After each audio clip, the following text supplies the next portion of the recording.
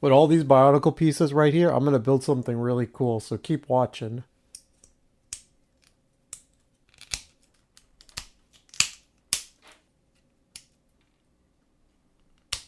By now, you probably already figured out what I'm trying to build, and yeah, it is Takanuva.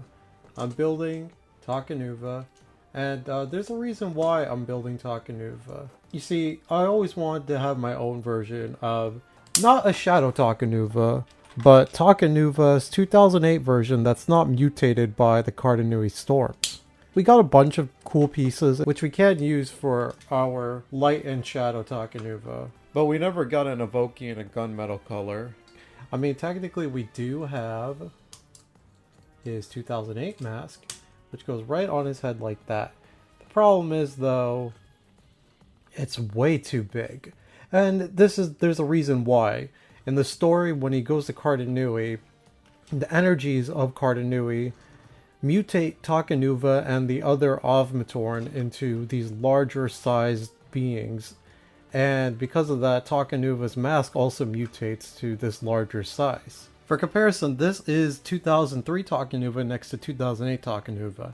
Huge size difference. And because of that huge size difference, the LEGO designers had to, of course, upscale the size of his mask to coincide with his larger size. And because of this, we can't really build 2008 Takanuva as miniature sized.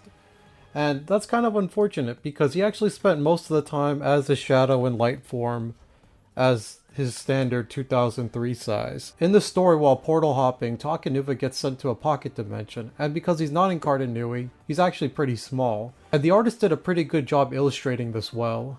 I have high doubts that LEGO will ever release another Evoki again, so the chances we'll ever see an official gunmetal gray Evoki is pretty slim. But once again, the fans have proven that they could do what LEGO can't, and that is release new Bionicle pieces. In this package is an order I ordered from AliExpress from the same place I ordered my original bootleg Bionicle masks from, aka the Kenny Mock store.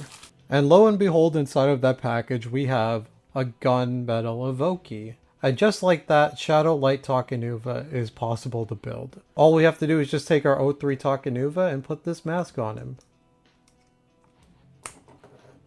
And just like that, our Light and Shadow Takanuva is built. And I gotta say, the color scheme is almost one-to-one with the original LEGO Gunmetal. This mask is sick, and I'm really happy to finally have something like this in my collection. I gotta say, this is a really great way to keep Bionicle alive. Just new recolors of Kanoe. Like, it's awesome, and I'm really grateful for this. And, of course, these aren't just like traditional Bionicle masks that are 3D printed. These are actually plastic injected molded, just like the original Bionicle. So the feel is almost one-to-one with original Bionicles. And this mask, the details are phenomenal on it. It feels just like the original Evoki. And here's a comparison between the two. As you can see here, this Evoki is basically one-to-one. Yeah, this mask is amazing. And I'm actually going to pull up my 2003 gold Takanuva real fast just to see the similarities between the two. And yeah, there we go. These two are now, we have two versions of Takanuva. And as we know in the story, this version of Takanuva, he lost his Staff of Light. And later on in the story, he actually got another tool, aka the Power Lance. He actually has the Power Lance as his miniature form. It just scales up when he becomes, when he goes to Cardinui. So we could technically give him two things. One, we can give him a Midax Sky Blaster because in the story, he actually got the Midax Sky Blaster before he went to Cardinui. So we'll put that right here. So this is his Midax Sky Blaster. And then we'll give him also his Power Lance. It's a three-headed blade. Well, in the story, I think it's described as two-headed, but in the set form, it's three-headed. So this is the design I came up with. It's not like much like the original, but I feel like this form is a little bit nicer just because the original had them all like kind of like shooting out, but I felt that was like too wide, especially for an O3 Toa build. So I kind of settled on this way, and we can actually put it on his arm, like so. and then attach this axle piece here. And here we go, we have Takanuva. The piece is pretty big and it looks kind of clumsy on him, but this is what I imagine it'd look like on him, because yeah. I don't know what to say, honestly. This mask has actually left me speechless. It's so cool looking on Takanuva. And I wanted to make this video as quick as I could, just because these test prints are going by fast, and I want you guys also to check them out. I believe they come in 3 colors. They come in gunmetal gray, and they come in black, and they come in orange. And yeah, as you can see, it's too wide in my opinion. I feel it'd look better kind of just together, but I can leave it like this. It doesn't really matter. Overall, this is a great way to keep Bionicle alive, is to just keep releasing new recolors, because my Bionicle masks in new colors is like something that also exists in the lore. The fact that there are so many characters means that there's a ton of mask colors out there that we've never gotten in sets.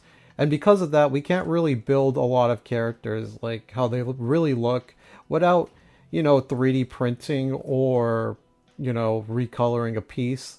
And I feel like recoloring pieces is kind of dumb, but if we can like just pay like $10 and we can get a new color mask, like that's awesome, because not only do we not like harm any Bionicle piece, like an official one, but also, like, think of it this way, you get an extra mask because you don't have to ruin one of your existing masks.